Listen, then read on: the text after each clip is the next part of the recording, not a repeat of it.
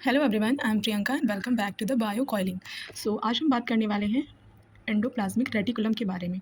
सो endoplasmic reticulum जो है वो एक यूकैरियोटिक सेल ऑर्गेनील है जो कि सिर्फ और सिर्फ यूकैरियोट्स में पाया जाता है, ये प्रोकैरियोट्स में नहीं पाया जाता है। तो सवाल ये उठता है कि अगर ये प्रोकैरियोट्स में नहीं पाया जाता है तो जो काम यूकैरियोट्स में ईआर करवाता है, ईआर यानी कि एंडोप्लाज्मिक रेटिकुलम, जो काम ईआर यूकैरियोटिक सेल में करवाता है वो काम प्रोकैरियोटिक सेल में कौन करवाता है अगर ईआर प्रेजेंट नहीं होता है?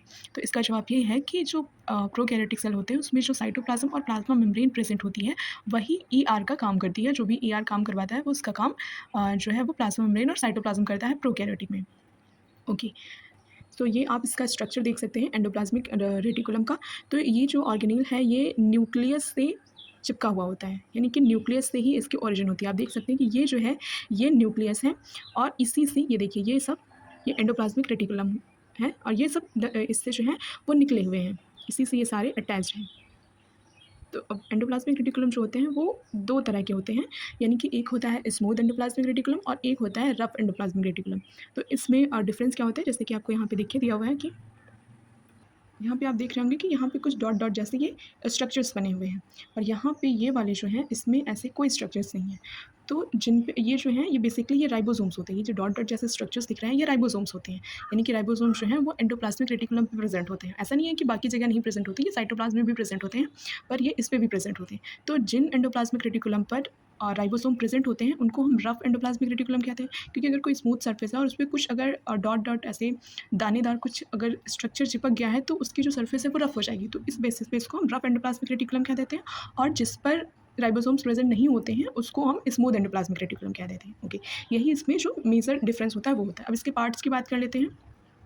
तो जो ये एक इसमें होता है, ये जो एंडोप्लाज्मिक रेटिकुलम के बीच में जो स्पेस होता है उसे हम सिस्टर्नल स्पेस कहते हैं और इनको हम सिस्टर्नी कहते हैं। ये जो एक एक आर्म्स निकली हुई हैं इनको हम सिस्टर्नी कहते हैं। जैसे ये एक सिस्टर्नी हो गई, ये दूसरी हो गई, ये तीसरी हो गई, ऐसे ये सिस्टर्नी होती हैं। और ये तो आपका न्यूक्लियस है, ये न्यूक्लियस पोर्स हैं और ये न्यूक्लियर का एनवेलप है। ओके, इसका हम दूसरा स्ट्रक्चर भी देख लेते हैं। यहाँ पे देखिए, आपको यहाँ पे ज़्यादा अच्छे से समझ में आएगा।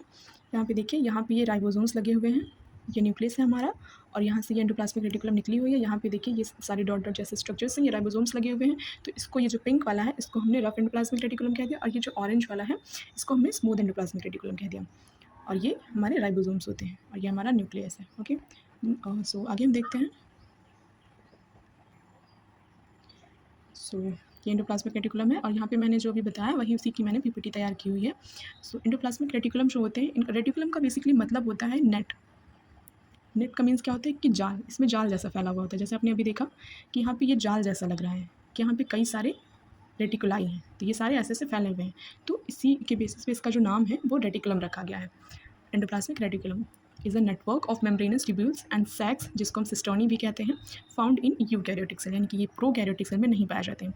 It is the largest intracellular organelle and is continuous with the nuclear envelope, यानी कि ये लार्जेस्ट इंट्रासेलुलर ऑर्गेनील होता है। इंट्रासेलुलर का मतलब क्या होता है कि सेल की जो अंदर प्रेजेंट होता है और ये कंटिन्यूअस होता है विद द न्यूक्लियर एनवलप, यानी कि it is the largest intracellular organelle and is continuous with the nuclear envelope, यानी कि ये इंट्रासेलुलर लार्जेस्ट ऑर्गेनील है। इंट्रासेलुलर का मतलब क्या हो गया कि सेल के बीच में, यानी कि सेल के अंदर जो प्रेजेंट होते हैं उनमें ये सबसे लार्जेस्ट ऑर्गेनील है और ये कंटिन्यूअस होता है न्यूक्लियर एनवलप के साथ, यानी कि ये हमने न्यूक्लियस देखा था, अब इसी न्यूक्लियस के साथ ऐसे ऐसे रेटिकुलाई जो है वो निकले हुए हैं।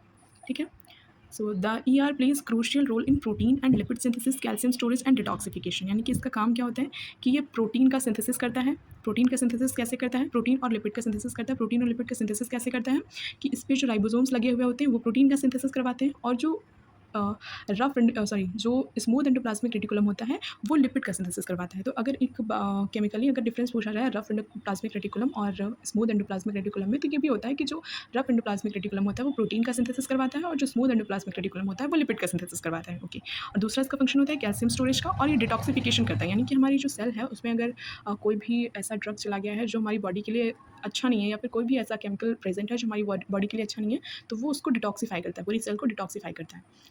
Okay, next slide. इसके हम स्ट्रक्चर और टाइप्स की बात कर लेते हैं। तो आपको अभी मैंने बताया कि ये दो तरह का होते हैं, एक रफ एंडोप्लाज्मिक रेटिकुलम और एक स्मूथ एंडोप्लाज्मिक रेटिकुलम। तो जिन पे राइबोसोम्स अटैच होते हैं उनको हम रफ एंडोप्लाज्मिक रेटिकुलम कहते हैं और इनका जो काम होता है बेसिकली वो प्रोटीन सिंथेसिस का प्रोटीन, इनका जो मेन काम होता है वो प्रोटीन सिंथेसिस का और प्रोसेसिंग का होता है। और जो स्मूथ एंडोप्लाज्मिक रेटिकुलम होते हैं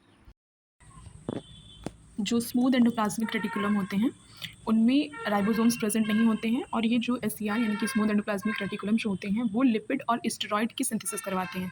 रफ एंडोप्लाज्मिक रेटिकुलम क्या कर रहे थे, प्रोटीन की सिंथेसिस और उसकी प्रोसेसिंग करवा रहे थे, और स्मूथ एंडोप्लाज्मिक रेटिकुलम क्या करते हैं कि ये लिपिड और स्टेरॉइड की सिंथेसिस करवाते हैं और कार्बोहाइड्रेट के मेटाबॉलिज्म में हेल्प करते हैं और डिटॉक्सिफिकेशन का काम करते हैं।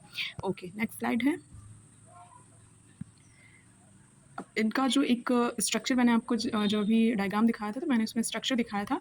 तो दो जो ऐसे सिस्टर्नी होती हैं उनके बीच में ऐसे स्पेस होता है, तो उसको हम ल्यूमेन कहते हैं। The space enclosed by the ER membrane known as the lumen is separate from the cytoplasm and serves as a compartment for protein folding and modification. अब इन ल्यूमेंस में होता क्या है कि ये कंपार्टमेंट की तरह होते हैं, तो इनमें प्रोटीन की फोल्डिंग का काम होता है और मॉडिफिकेशन का काम होता है। यानी कि जो प्रोटीन बनती है वो फंक्शनल नहीं होती है, जो प्रोटीन राइबोसोम बनाता है वो प्रोटीन फंक्शनल नहीं होती है, तो उस प्रोटीन को इन सिस्टोनी के ल्यूमेन के अंदर लाया जाता है और मॉडिफाई किया जाता है ताकि इनको फंक्शनल प्रोटीन के रूप में बनाया। ओके, नेक्स्ट है कंटिन्यूटी।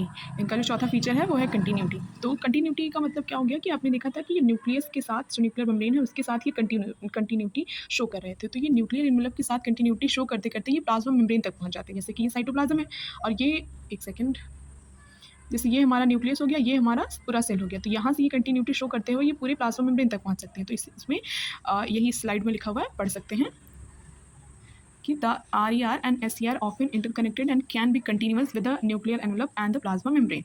Okay, next.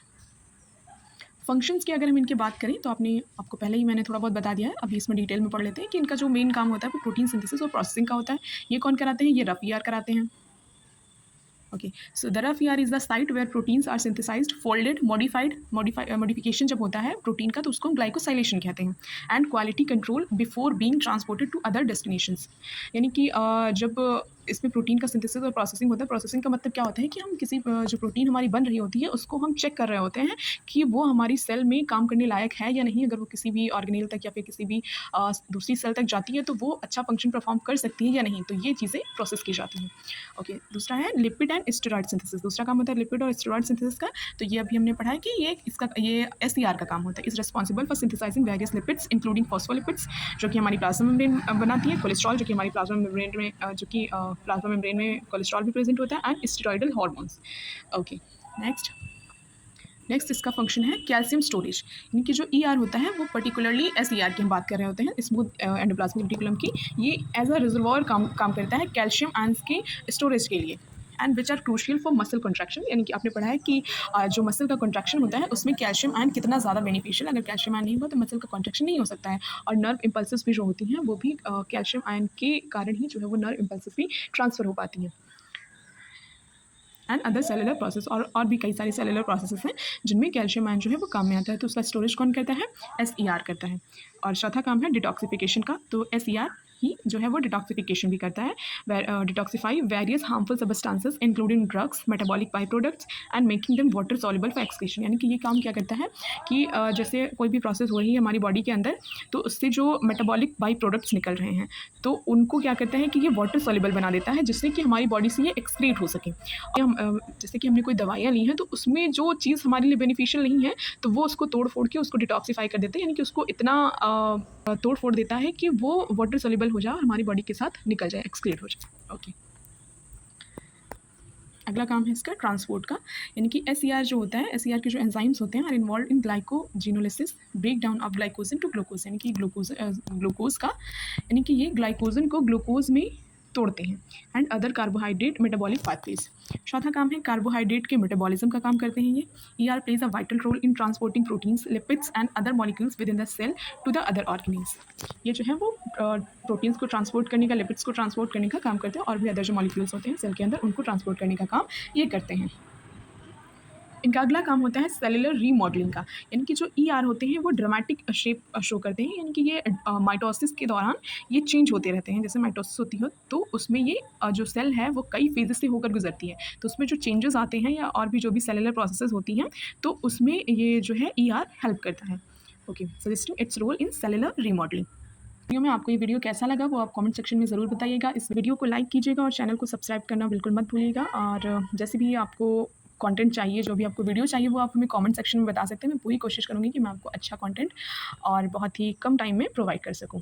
सो अपनी दोस्तों तक शेयर करिएगा जिनको भी ऐसे चीज़ों की ज़रूरत है, जिन जो पढ़ाई कर रहे हैं, जिनके लिए ये बेनिफिशियल है, तो आप उनको शेयर कर सकते हैं क्योंकि ये जो टॉपिक है, ये सभी के लिए बेनिफिशियल है। आइदर आप 10th में हो, 12th में हो, यूजी कर रहे हो, पीजी कर रहे हो या फिर आप कोई ऐसे एग्ज़ाम की तैयारी कर रहे हो जिसमें बायोलॉजी आती है, तो ये सभी के लिए बेनिफिशियल है, तो आप सब तक शेयर कर सकते हैं अगर आपको ये कंटेंट पसंद आ रहा है तो।